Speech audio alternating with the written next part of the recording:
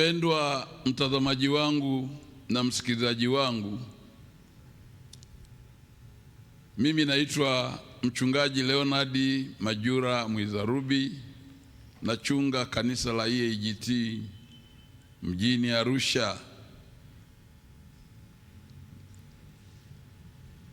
Usiku huu wa leo nimeona nizungumze na wewe kuhusu jambo hili linaloitwa Christmas, ambayo dunia nzima wanafahamu Christmas ni nini. Ofisi zinafungwa, kama ni biashara inafanyika kwa hali ya juu sana madukani, kama ni safari watu wanasafiri, wanafunga safari kwenda kusherehekea sikukuu ya Christmas na ndugu zao, jamaa zao. Watu wanachinja ng'ombe, wanakula, wanachinja kuku. Kipindi hiki cha Christmas, mbuzi watakaochinjwa, kuku watakaochinjwa, ng'ombe watakaochinjwa ni kwa maelfu duniani. Wengine mpaka wataingia kwenye ulevi, na wengine watakunywa soda, watakunywa maji,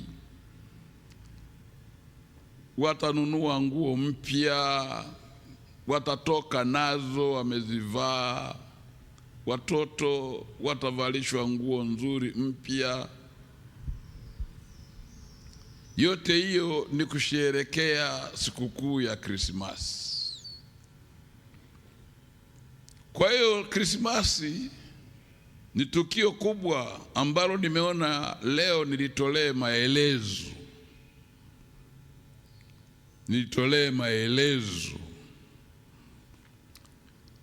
Na ujumbe wangu nimesema Krismasi kwa mtu wa Mungu ndio wakati mzuri sana wa kumwadhimisha Mungu kwa machozi ya furaha. Kichwa cha habari ni kirefu. Krismasi ndio wakati mzuri sana kwa watu wa Mungu wa kumwadhimisha Mungu kwa machozi ya furaha. Hebu nisome kitabu cha Luka ile sura ya kwanza. Nitasoma ule mstari wa 26 mpaka wa 38 kwanza. Mwezi wa 6, malaika Gabrieli alitumwa na Mungu kwenda mpaka mji wa Galilaya, jina lake Nazareti, kwa mwanamwali bikira aliyekuwa ameposwa na mtu jina lake Yusufu, wa mbari ya Daudi, na jina lake bikira huyo ni Mariamu. Akaingia nyumbani kwake, akasema, salamu, uliyepewa neema, Bwana yu pamoja nawe. Naye Mariamu akafadhaika sana kwa ajili ya maneno yake. Mariamu akawaza moyoni, salamu hii ni ya namna gani? Malaika akamwambia, usiogope Mariamu, kwa maana umepata neema kwa Mungu. Tazama, utachukua mimba na kuzaa mtoto mwanamume, na jina lake utamuita Yesu. Huyu atakuwa mkuu, ataitwa mwana wa aliye juu, na Bwana Mungu atampa kiti cha enzi cha Daudi baba yake. Ataimiliki nyumba ya Yakobo hata milele, na ufalme wake utakuwa hauna mwisho. 34. Mariamu akamwambia yule malaika, litakuwaje neno hili? Maana mimi sijui mume.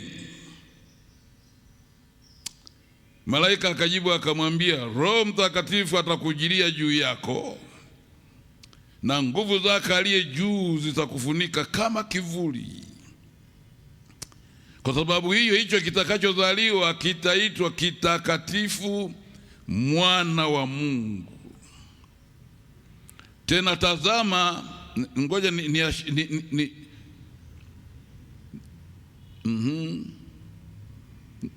nirudie ule mstari wa 35. Malaika akajibu akamwambia, Roho Mtakatifu atakujilia juu yako, na nguvu zake aliye juu zitakufunika kama kivuli.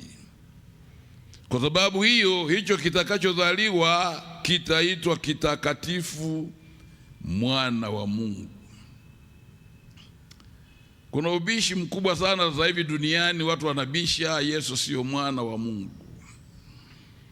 Wala wewe usisumbuke, msikilizaji wangu na mtazamaji wangu, kubishana nao. Hii ni taarifa ilitolewa na malaika. Tunapomwita Yesu kwa ni mwana wa Mungu, sisi taarifa hizo hatukupewa na wanadamu masikioni mwetu. Kwa hiyo wanadamu wakijaribu kupinga na kuonyesha kwamba Yesu sio mwana wa Mungu, wao usisumbuane nao. Maadamu aliyetamka kwamba kitakachozaliwa, huyu Yesu anapozaliwa, yeye ni mtakatifu, mwana wa Mungu, na ndivyo alivyo, na ndivyo alivyo. Ule mstari wa 38, Mariamu anarespondi akasema, tazama, mimi ni mjakazi wa Bwana, na iwe kwangu kama ulivyosema. Kisha malaika akaondoka akaenda zake, akaondoka akaenda zake. Unaona ule mstari wa 46, Mariamu akasema, moyo wangu wamwadhimisha Bwana, na roho yangu imemfurahia Mungu mwokozi wangu, kwa kuwa ameutazama unyonge wa mjakazi wake. Kwa maana tazama, tokea sasa vizazi vyote wataniita mbarikiwa, kwa kuwa mwenye nguvu amenitendea makuu, na jina lake ni takatifu. Anaendelea na rehema zake kuhusu na rehema zake hudumu vizazi hata vizazi kwa hao wanaomcha, na kuendelea. Kwa Mariamu anamwadhimisha Mungu. Huu mstari ndio usoma huu wa 46. Na mtazamaji wangu au msikilizaji wangu, ninaposema kuadhimisha, unaona, nataka kuzungumzia juu ya Mariamu akainua mikono yake akamtukuza Mungu, au akamwimbia nyimbo. Inawezekana katika tenzi leo unaweza kukuta mtu anaimba wimbo wa kuimba na kumtukuza Mungu na kumsifu Mungu sana. Unaona?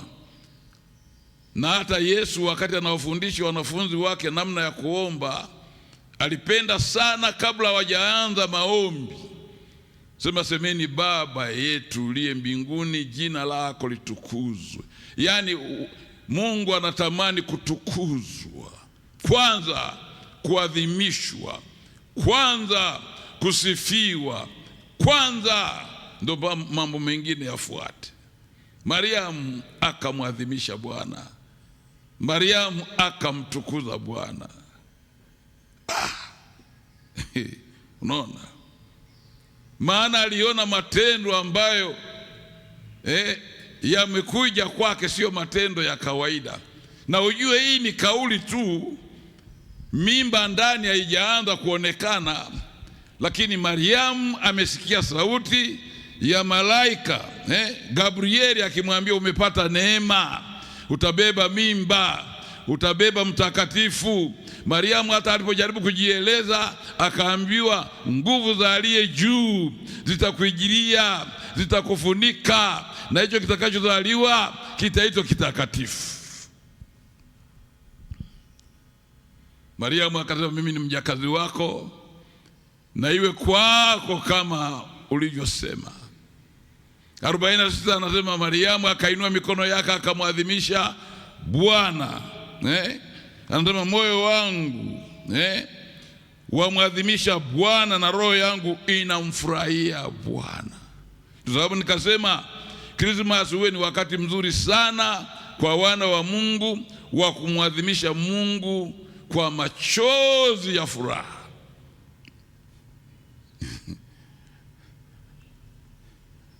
Christmas.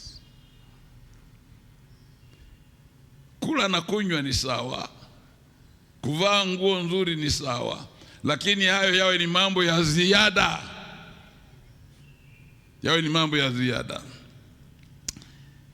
Kuna sababu kama 4 hivi zilizomfanya Mariamu amwadhimishe Bwana.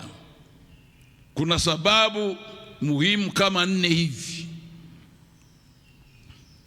Sababu ya kwanza, ngoja nikueleze uelewe.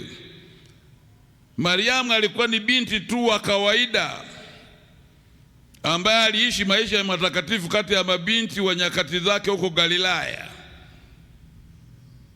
Binti tu wa kawaida. Hakuwa amesoma sana, hakuwa mrembo sana, hakuwa ameumbika sana kama vipicha vinavyomuonyesha. Kwa ni binti wa kawaida kabisa. Tena wataalamu wengine wa theolojia wanasema ambaye hata shughuli yake kubwa alijitolea kuwa anamhudumia bibi mmoja ambaye alikuwa mjane, mume wake alikuwa amekufa. Yule bibi akazeeka kabisa. Mariamu akawa anaamka asubuhi, anaenda anateka maji, anamfulia nguo zake, anampikia, akimaliza anarudi nyumbani kwa wazazi wake. Narudi nyumbani kwa wazazi wake. Biblia haisemi kabisa wazazi wa Mariamu, baba yake Mariamu alikuwa anaitwa nani na Mariamu alikuwa anaitwa nani. Imeficha kwa sababu Mariamu alikuwa binti wa kawaida aliyetoka kwenye ukoo wa kawaida kabisa. Ukoo wa kawaida kabisa. Kwa hiyo moja ya sababu ya kumwadhimisha Mungu, aliona akustahili ile heshima. Maana kulikuwa na warembo Israeli, kulikuwa na wasomi Israeli ambao wangepata ile neema. Unaona, kulikuwa na watu wenye vigezo, wenye sifa za kimwili kabisa, lakini akaona Mungu amemchagua yeye. Ndio sababu anapoambiwa umepata neema, yani kwa akili za kibinadamu hakuwa na sifa, hakustahili, hakuwa na vigezo. Malaika wa Bwana anamwambia umepata neema tu.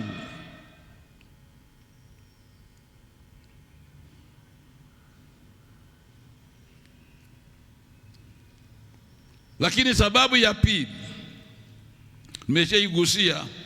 Mariamu wazazi wake walikuwa wa hali ya chini mno. Ingawa walikuwa ni wa ukoo wa Daudi, lakini walikuwa ni wa hali ya chini mno.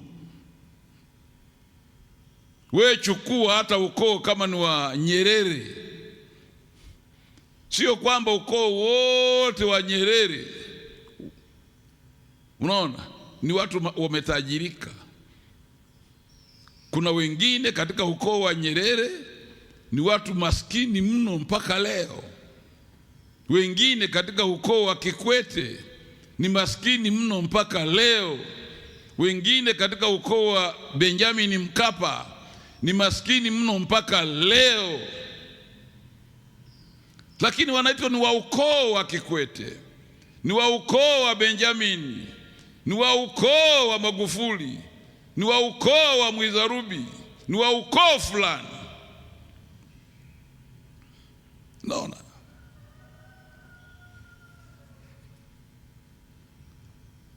lakini katika ukoo huo na hali yao hiyo ya chini sana, wanazaa binti ambaye anakuja anapata neema ya Yesu Kristo kuzaliwa na yeye. Ilikuwa inamtoa machozi sana Yesu. Unaona, lakini Mariamu alimwadhimisha Bwana. Lakini tatu, unaona, Mariamu na wazazi wake, unaona, walikuwa wanaishi Galilaya. Ukisikia Galilaya katika Biblia na kwenye kamji kadogo ka Nazareti, mimi nimefika pale, ni mji ambao ulikuwa unadharaulika, zinaitwa remote areas, ambako hawakutazamia kitu chochote chema kitokee huko.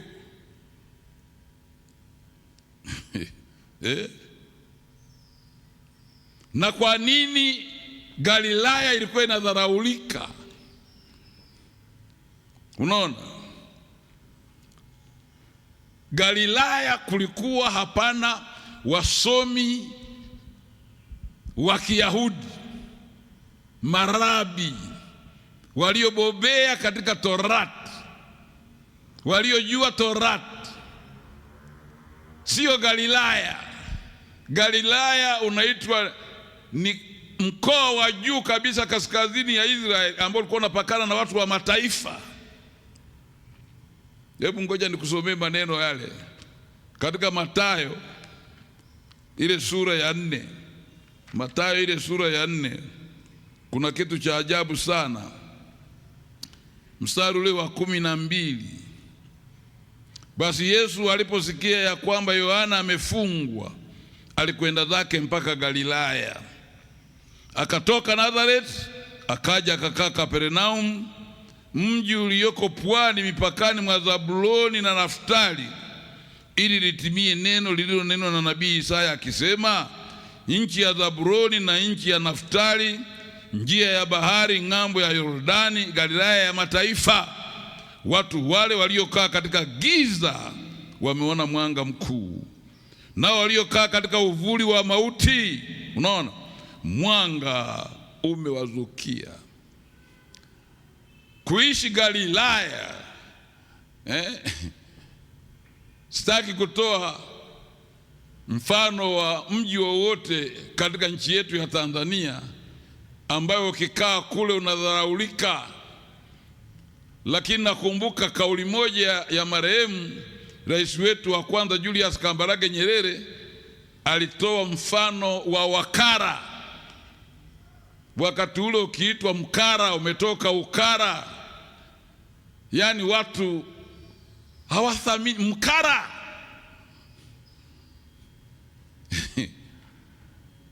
Unaona, hata ukitamka tu kabila yako mbele ya watu kwa mimi ni mkara, watu walikuwa wanaona kama kinyaa. Kwa hiyo Mariamu, wazazi wake na yeye mwenyewe wanaishi kwenye mji ambao ni kama kinyaa, watu wa kudharaulika. Sasa malaika wa Bwana anapomwendea mtu kwenye mji kama wa aina hiyo, ndio sababu Mariamu anamwadhimisha Bwana kwa moyo wake wote, kwa furaha, anasifu, anarukaruka. Lakini jambo la 4, unaona, wakati huu, wakati malaika wa Bwana anampa taarifa Mariamu alikuwa ameposwa na Yusufu, na Yusufu naye alikuwa ni kijana duni asiyejulikana, kijana seremala, unaona, na yeye naye anaishi huko Galilaya, unaona. Ndio sababu ukiona hata baadaye ilipokuja kutokea amri inatolewa ya watu kwenda kuandikishwa ili wajulikane, Yusufu anapomchukua mke wake aende naye mpaka kule kwao, sasa kwa wasomi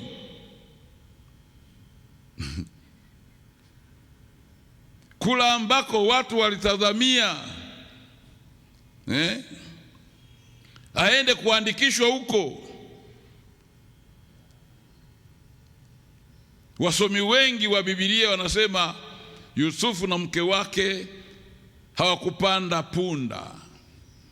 Yusufu alitembea na mke wake mjamzito pole pole, pole pole, pole pole. Safari ambayo ingewachukua labda ni siku moja, wao inawachukua wiki. Ndio wanafika,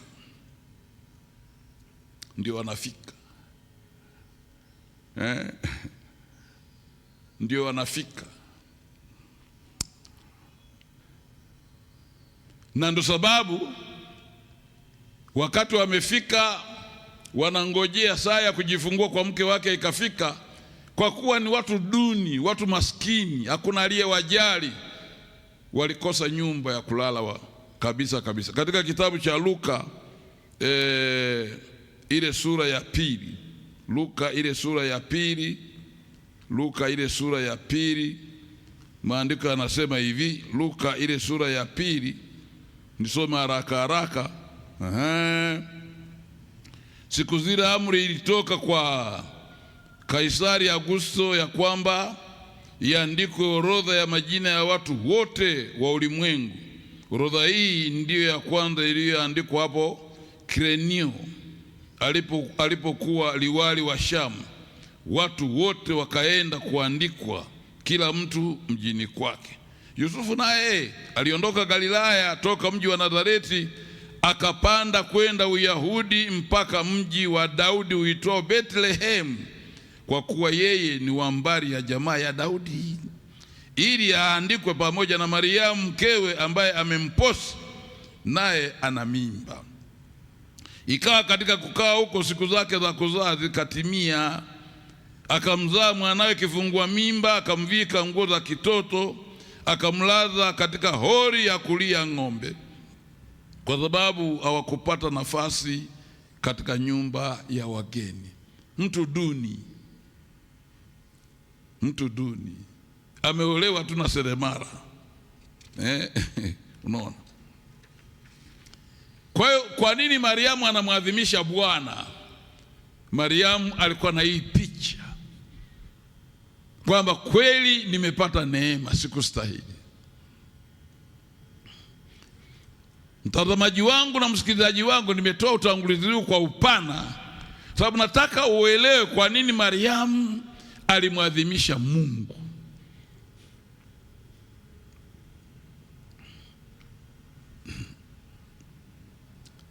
Akiwa na picha ya hayo niliyokueleza hayo, unaona?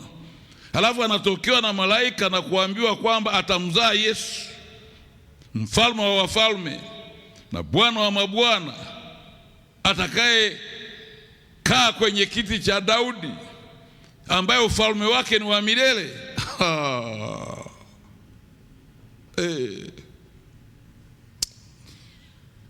Mariamu anamtukuza Bwana sana. Mariamu anamshangaa Mungu sana.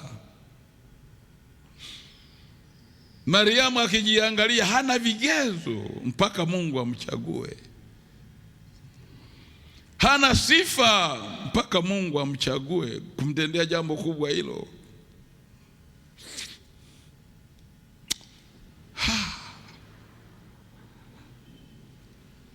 Anashangaa, huyu Mungu ni wa aina gani? Amewaacha wasomi, ameacha watu wa Uyahudi, ameacha watu wanaokaa Yerusalemu, amenitafuta mimi. Anasema moyo wangu wamwadhimisha Bwana. Mariamu akamtukuza sana Bwana, akamsifu sana Bwana. Na huu ndio ukweli kabisa. Bwana nisaidie nijizuie ili nipeleke ujumbe huo vizuri. Unaona? Mariamu hakuwa anaigiza tena eti. Mariamu alisema kitu kinachotoka ndani ya sakafu ya moyo wake. Sakafu ya moyo wake.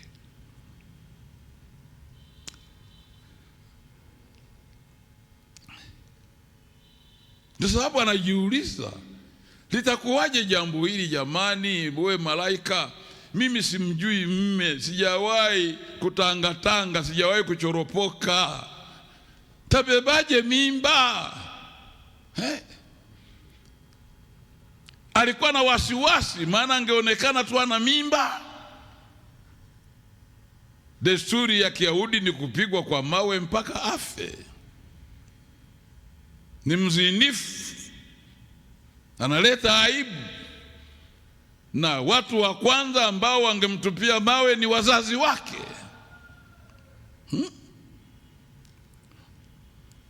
Unaona, aliogopa.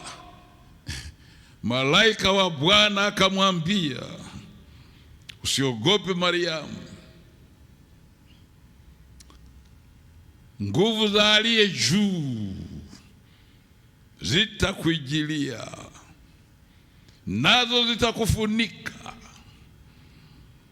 Ndio sababu utakachokizaa ni kitakatifu.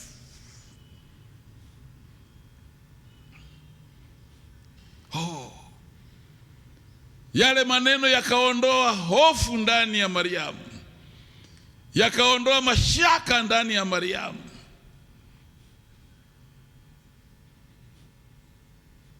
Unaona, baada ya muda Yusufu, kwa sababu na yeye alikuwa ni mcha Mungu, kwa ni mcha Mungu sana Hebu ngoja nikusomee maneno haya. Ujumbe wa usiku huu wa leo, mtazamaji wangu na msikilizaji wangu, ukinisikiliza vizuri, lazima tu utamwadhimisha Bwana.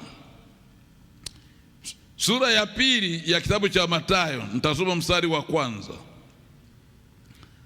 Yesu alipozaliwa katika Bethlehemu ya Uyahudi zamani za mfalme Herode, tazama majusi wa mashariki walifika Yerusalemu wakisema, yuko wapi yeye aliyezaliwa mfalme wa Wayahudi? Kwa maana tuliiona nyota yake mashariki, nasi tumekuja kumsujudia.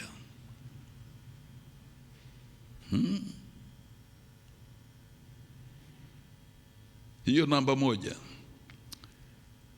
Lakini kirudi pale juu, kitabu hiki cha Mathayo, ile sura ya 1, inasema hivi, mstari wa 18, kuzaliwa kwake Yesu Kristo kulikuwa hivi.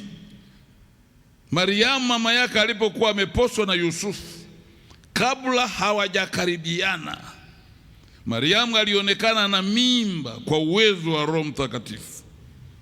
Naye Yusufu mmewe, kwa vile alivyokuwa mtu wa haki, asitake kumwaibisha, aliazimu kumwacha Mariamu kwa siri. Basi alipokuwa akifikiri hayo, tazama, malaika wa Bwana yule Gabrieli akamtokea katika ndoto akisema, Yusufu mwana wa Daudi, usihofu kumchukua Mariamu mkeo, maana mimba yake ni kwa uwezo wa Roho Mtakatifu. Naye atazaa mwana, nao utamwita jina lake Yesu, maana yeye ndiye atakayewaokoa watu wake na dhambi zao. Hayo yote yamekuwa ili litimie neno lililonenwa na Bwana kwa ujumbe wa nabii Isaya akisema, tazama, bikira atachukua mimba, naye atazaa mwana, nao watamwita jina lake Yesu, watamwita jina lake Imanueli, yani Mungu pamoja nasi. Naye Yusufu alipoamka katika usingizi, alifanya kama malaika wa Bwana alivyomwagiza, akamchukua mkewe, asimjue kamwe, hata alipomzaa mwanawe, akamwita jina lake Yesu.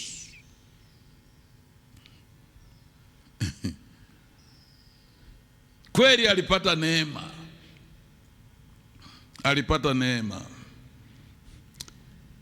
na hata anapomwadhimisha ana haki huyu mama wa watu, huyu binti wa watu, kumwadhimisha Bwana, maana alipata neema isiyo ya kawaida.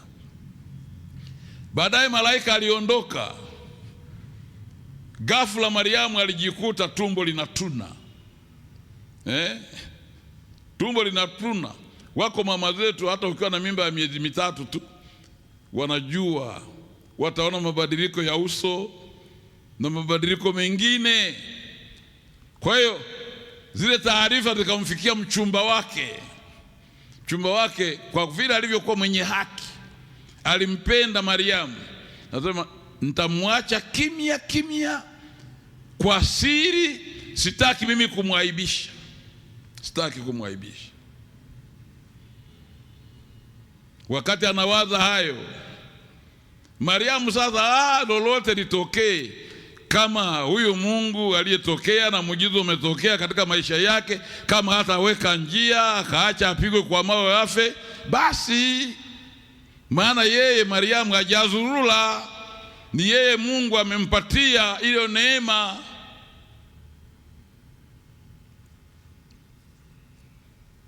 Malaika yule akaenda akazungumza na Yusufu katika ndoto na kumpa maelezo ya kina. Yusufu alipoamka katika ndoto, kafanya haraka kabisa, akaenda kumchukua Mariamu na akawa mke wake. Tumefika sisi Israeli na tukaonyeshwa walivyokuwa wanaishi. Hawakulala kitanda kimoja. Yusufu alitengeneza nyumba mbili. Nyumba ambayo alikuwa analala yeye mwenyewe na nyumba aliyokuwa analala mke wake, lakini chakula alikula katika nyumba aliyokuwa anakaa mke wake. Mke wake ndiye alikuwa anapika, lakini aliyekuwa analeta mahitaji yote na vifaa vyote alikuwa ni Mariamu, alikuwa ni Yusufu. Unaona, alikuwa ni Yusufu. Alipata neema. Leo hakuna mwanaume kama Yusufu duniani ambaye anakubali kumchukua tu mwanamke, aingie gharama, alete vyakula, afanye kazi kwa jasho. Na Yusufu alikuwa seremala, alete hiki na hiki na hiki na hiki. Unajua mzazi anapenda kula hiki mpaka anajifungua miezi 9. Yusufu hajamkaribia wala hajajuana naye kimwili. Hayuko mwanaume wa namna hiyo. Lakini kwa kuwa Mariamu alipata neema, Mungu alimtengenezea mazingira katika pembe zote. Mungu alimdhibiti hata Yusufu, akamwondolea zile tamaa za kimwili, akaishi kwa hofu ya Mungu mpaka Mariamu alipokuja kuzaa. Na Yesu alipokwisha kuzaliwa akakaa miaka 2, kampeleka hekaluni. Ndipo baadaye Yusufu anakuja kushirikiana, unaona, kama mume na mke wake anayeitwa Mariamu. Wanathiolojia wanasema alianza kushirikiana naye baada ya kuwa amekaa naye kwa miaka 3. Ndipo akamzaa Yakobo. Ndipo akamzaa Yakobo aliyekuwa anamfuata Yesu. Unaona, aliyekuwa anamfuata Yesu. Ngoja nikusomee tu haya mambo haya. Unaona, katika kitabu cha Mathayo, katika kitabu cha Mathayo, unaona maneno hayo yameandikwa, ile sura ya 13 mstari wa 53. Ikawa Yesu alipoimaliza mifano hiyo, alitoka akaenda zake, na alipofika nchi yake akawafundisha katika sinagogi lao. Hata wakashangaa wakasema, huyu amepata wapi hekima hii na miujiza hii?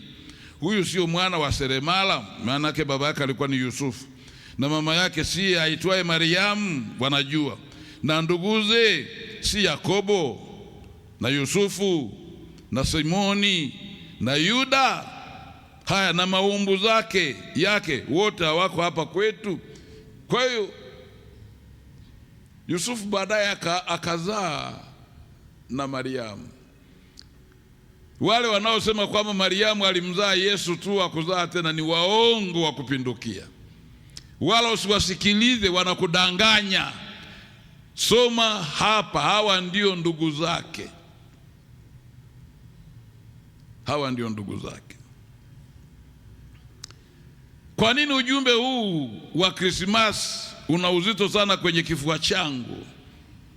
Nataka kusema na wewe unayenitazama, na wewe unayenisikia, hasa wewe ambaye umemkiri Yesu kuwa Bwana na Mwokozi wa maisha yako.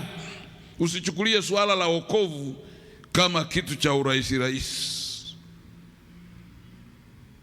Yesu alikaa kimwili kabisa katika tumbo la Mariamu, lakini Biblia inatuambia tunapookolewa, Mungu Baba, Mungu Mwana, yani Yesu na Roho Mtakatifu wanakuja wanakaa ndani yetu.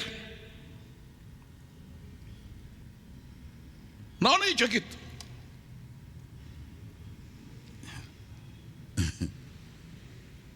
Tena wakati mwingine Mungu ametuchagua watu ambao hatukuwa na vigezo kama Mariamu.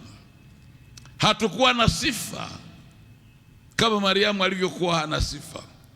Tumetoka sehemu za chini sana kama ambavyo Mariamu alitoka sehemu za chini sana. Tumezaliwa na wazazi duni sana kama Mariamu alivyozaliwa na wazazi duni. Lakini tunachukulia swala la wokovu kirahisi, wakati kwa kweli ulimwengu huu umejaa wasomi. Ulimwengu huu umejaa matajiri. Ulimwengu huu umejaa warembo. Unaona? Kwa nini wao wasiokolewe? Kwa nini uokolewe wewe? Wewe sio mtumwa wa kuvaa ilizi tena. Sio mtumwa wa kwenda kulogwa au kwenda kwa waganga wa kienyeji.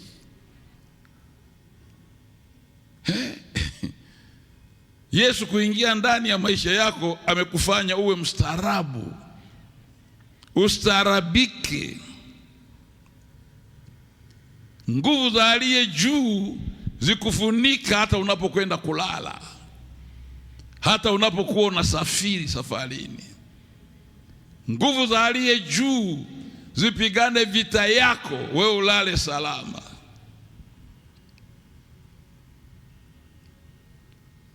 Wokovu sio wa kuchukulia kirahisi. Nakwambia kabisa.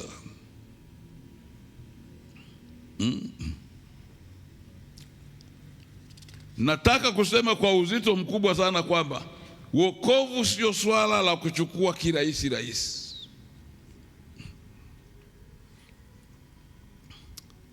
Ngoja nisome kitabu cha Wafilipi ile sura ya 2. Wafilipi ile sura ya 2. Wafilipi sura ya 2. Ule mstari wa 12 unasema hivi: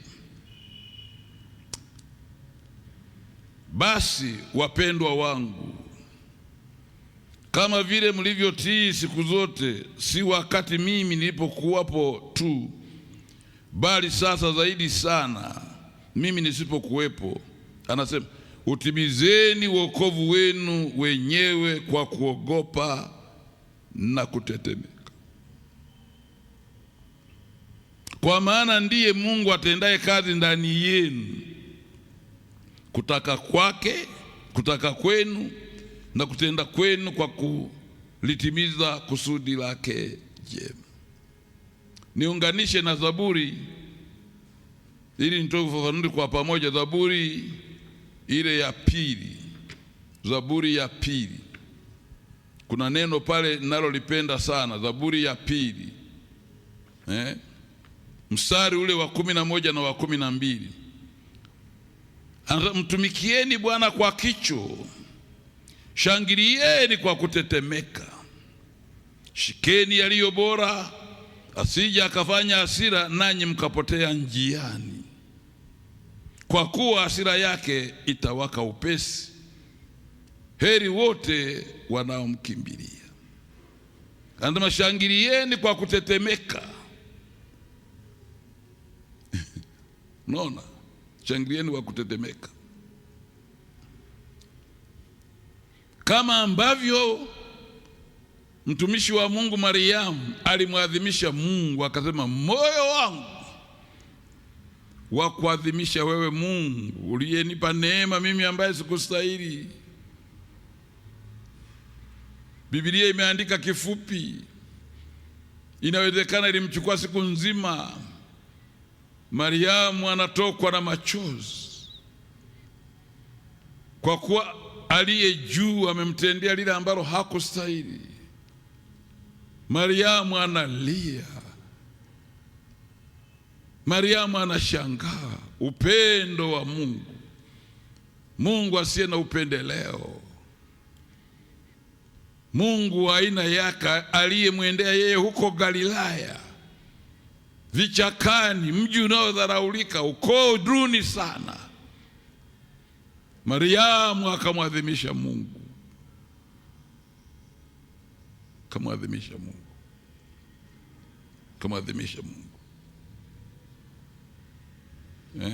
kamwadhimisha Mungu. Unajua yako mambo ndugu zangu tumefanywa na Mungu. Ngoja nikusomee tena andiko fulani hivi linanijia hapa katika kitabu cha Marko ile sura ya 5. Katika kitabu cha Marko ile sura ya 5, maandiko yanasema hivi, mstari wa 25: na mwanamke mmoja mwenye kutoka damu muda wa miaka 12 na kuteswa mengi kwa mikono ya matabibu wengi, amegharamiwa vitu vyote alivyo navyo, kusimfae hata kidogo, bali hali yake ilizidi kuwa mbaya. Aliposikia habari za Yesu, alipita katika mkutano kwa nyuma, akaligusa vazi lake, maana alisema, nikiyagusa mavazi yake tu nitapona. Mara chemichemi ya damu yake ikakauka, naye akafahamu mwilini mwake kwamba amepona msiba ule. Mara Yesu hali akifahamu nafsini mwake kwamba nguvu zimemtoka, akageuka kati ya mkutano akasema, ni nani aliyenigusa mavazi yangu? Wanafunzi wake wakamwambia, je, wawaona makutano wanavyokusonga songa, nawe wasema ni nani aliyenigusa? Yesu akatazama pande zote ili amuone yule aliyelitenda neno hilo.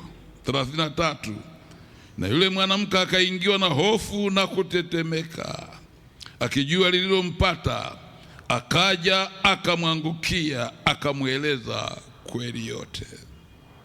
Yesu akamwambia, binti, imani yako imekuponya, nenda zako kwa amani, uwe mzima, usiwe na msiba wako tena.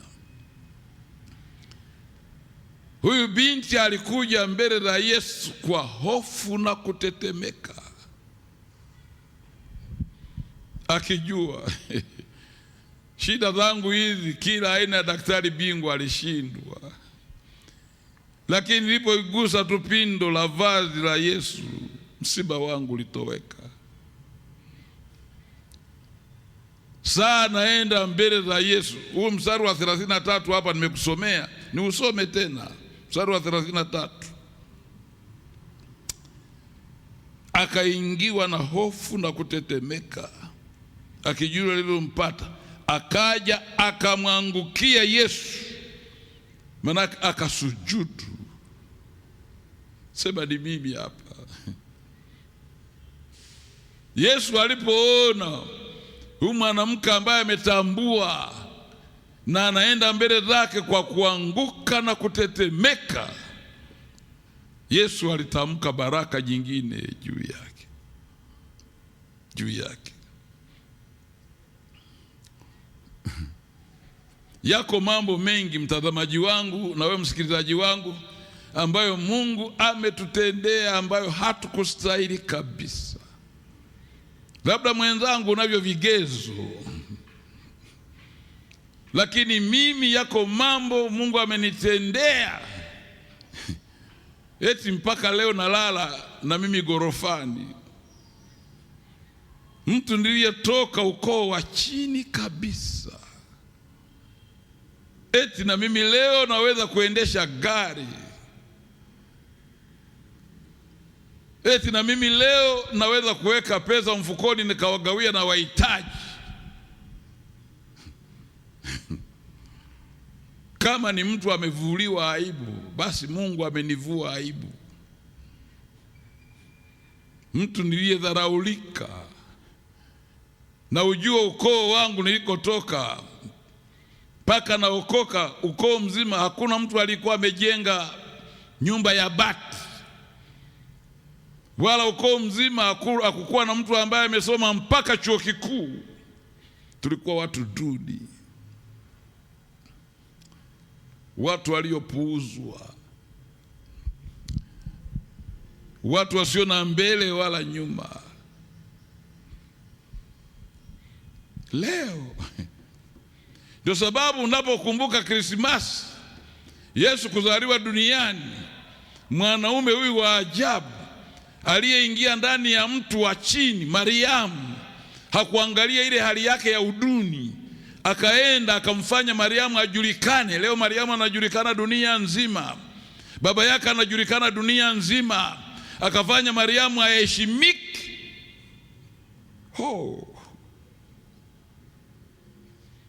Wewe unayenitazama na kunisikiliza, Yesu peke yake ndiye anayetufanya tuheshimike. Yesu peke yake ametutengenezea jina. Tunapotembea pepo zinatishika, tunapotembea majini hayatuingii, waganga wa kienyeji hawana nafasi.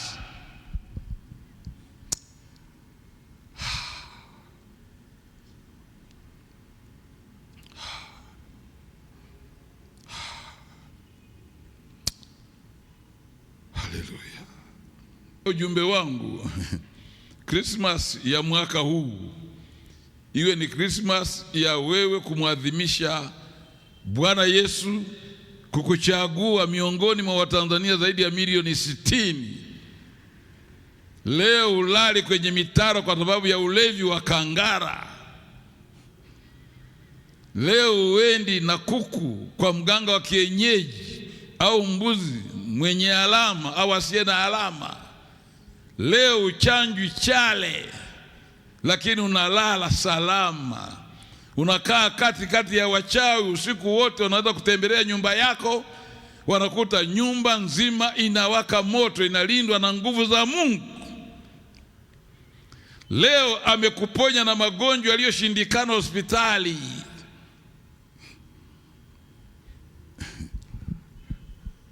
Ninapokuwa nanena maneno haya, ninakuona wewe hapo unayenisikiliza, na wewe unayenitazama hapa. Kama si Mungu, kama si Yesu kuingilia kati, wewe ungeshazikwa.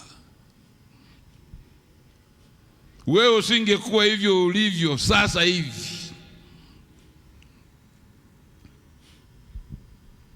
Sivyo.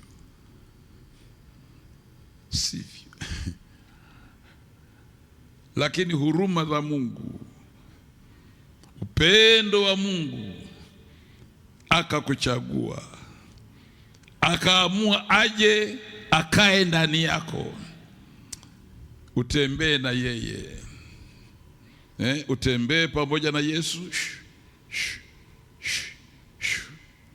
ulale pamoja na Yesu. Hakuachi. Upite kati ya bonde la uvuli wa mauti.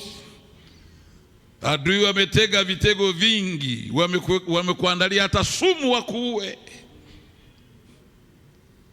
Wewe ukiwa na Yesu unavuka.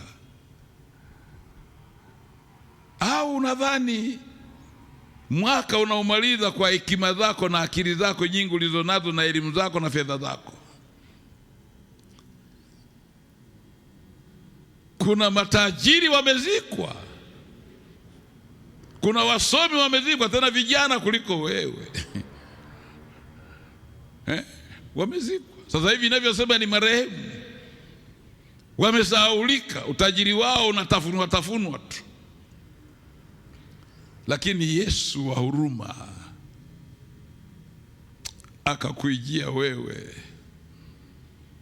Naomba uipe sikukuu ya Krismasi uzito unaostahili.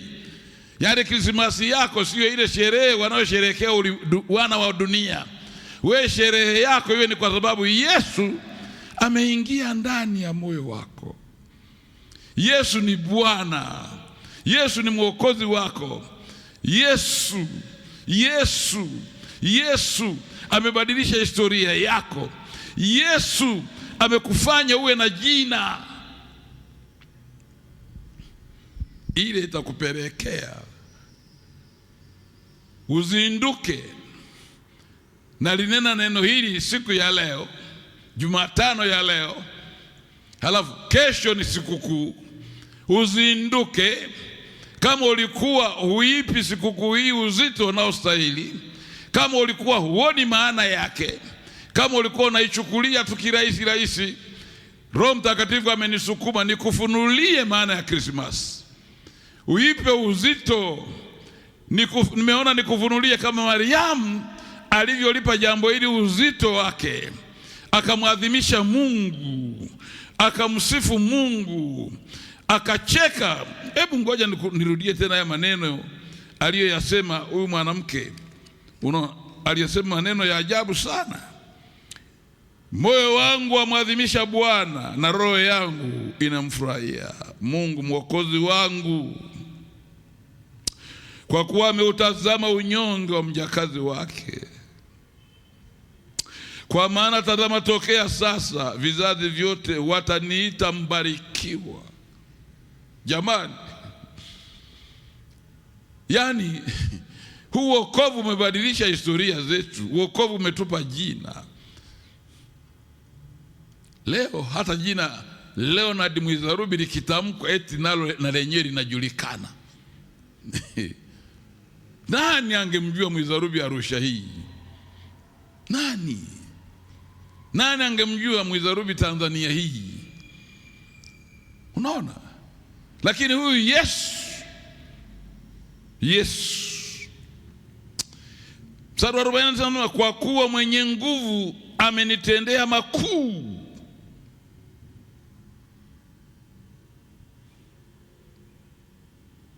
Unayenitazama na kunisikiliza, kama mwenye nguvu amekutendea makuu, anakaa ndani yako, kwa nini usimwadhimishe? Kwa nini usimsifu? Kwa nini usimfurahie? Siku ya Krismasi ukatamba, ukawaalika na wengine. Jamani, leo ninakumbuka siku Yesu alipoingia ndani ya maisha yangu, akabadilisha historia yangu.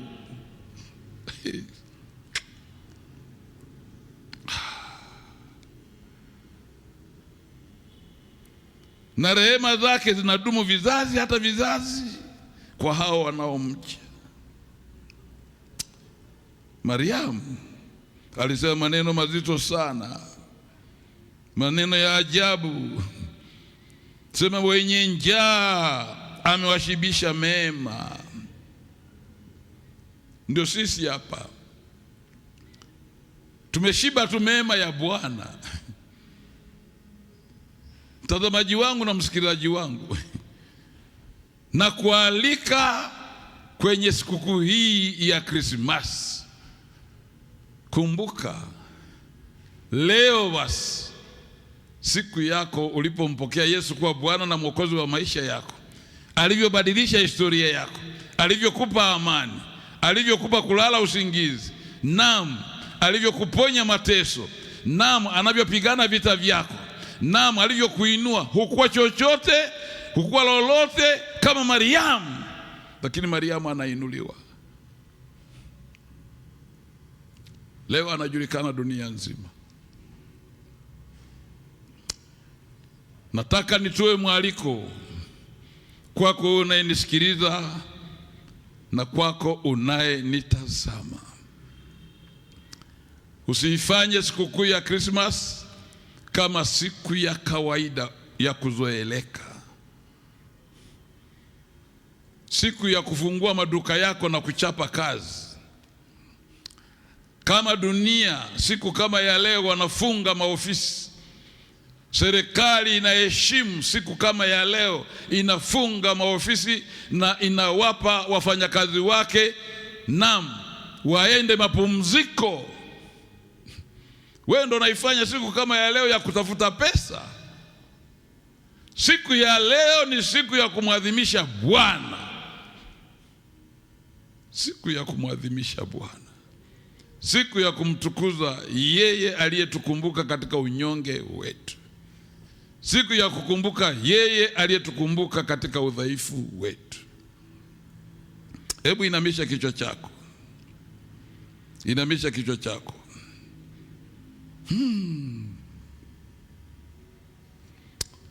Nataka utafakari kwa muda.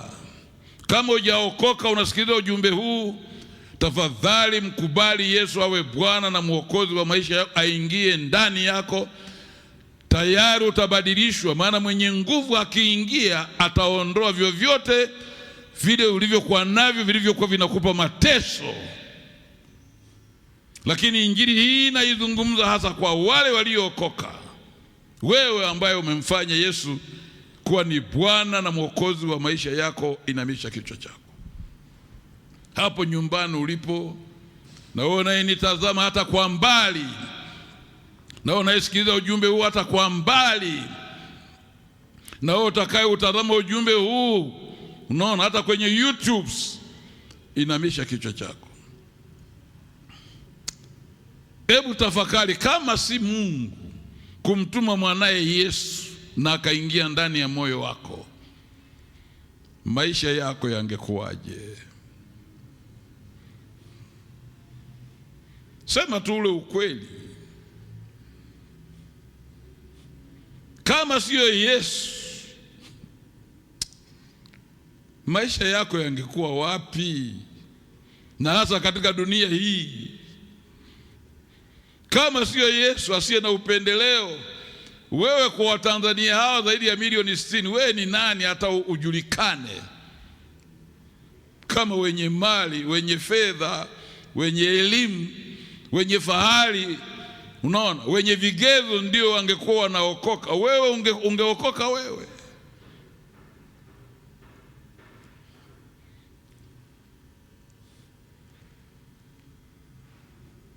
Kwa nini usimwadhimishe Mungu kama Mariamu?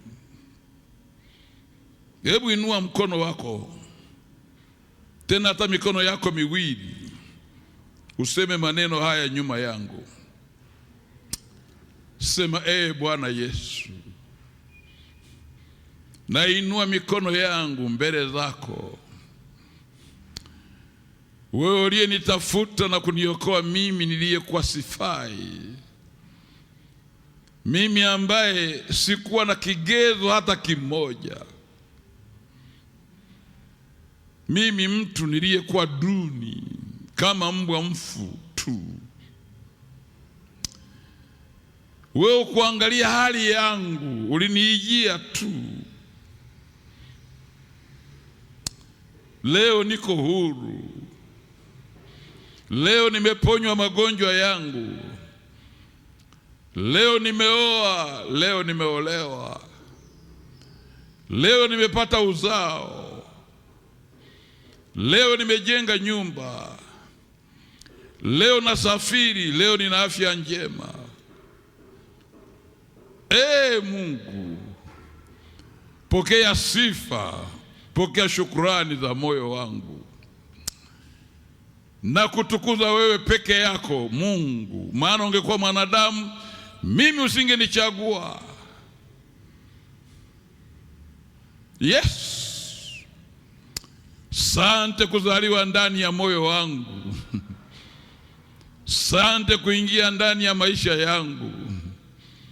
Sante kupigana vita vyangu vyote na kuvimaliza. Sante kuniinua toka chini na kuniweka hapa nilipo. Sante kunilisha, sante kuninywesha. Sante kunivika, Mungu. Sante Bwana, sante kunishika kwa mkono wako wa kuume na wenye nguvu. Bwana wangu nakutukuza na kuadhimisha, naifurahia sikukuu yangu. Wewe ulipoingia ndani yangu ndo Krismasi yangu. Tangu siku ulikoniokoa ulinikinaisha na dunia. Baba yangu, nakushukuru kwa upendo huu sana. Jina lako litukuzwe, jina lako libarikiwe. Wabariki watoto wako hawa Yesu, washerehekee sikukuu ya Krismasi kwa kukumbuka kwamba wewe umetutendea mambo makuu ambayo hatukustahili, hatukuwa na vigezo. Wape neema na macho ya mioyo yao yafumbuke, ili watambue sauti hii inayonena nao usiku huu wa leo, ili wajapo mbele zako waje kwa kutetemeka, waje kwa kupondeka, waje kwa kutetemeka kabisa.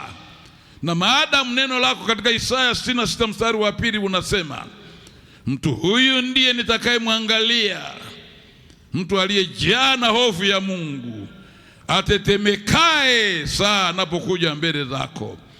Huyu atetemekae kama huyu mwanamke uliyemponya msiba wa damu, asikiapo sauti hii akitetemeka mbele zako akakuadhimisha, muongezee na baraka nyingine ambayo hata hajaiomba, kama ulivyomuongezea yule mwanamke. Na kushukuru kunisikia, na asante Mungu kusema na moyo wangu, katika jina la Yesu Kristo Bwana wetu, amen. Basi nikutakie kusherehekea Krismasi njema, na Bwana akufunulie makubwa zaidi ya hayo, katika jina la Yesu. Merry Christmas and Happy New Year. Amen. Uwe na usiku mwema.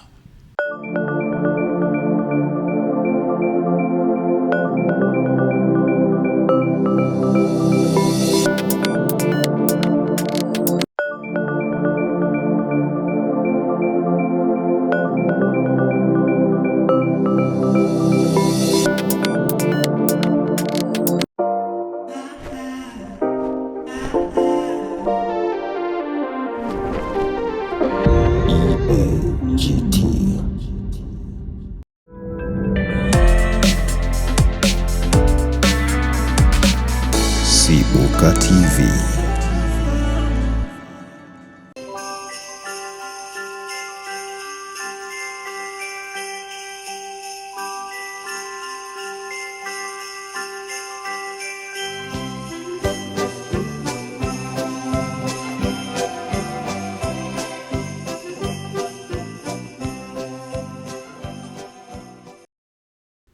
Mtazamaji wangu na msikilizaji wangu wa Sibuka Television na Lindi FM, na kusalimia kupitia jina zuri na takatifu sana la Bwana na Mwokozi wetu Yesu Kristo.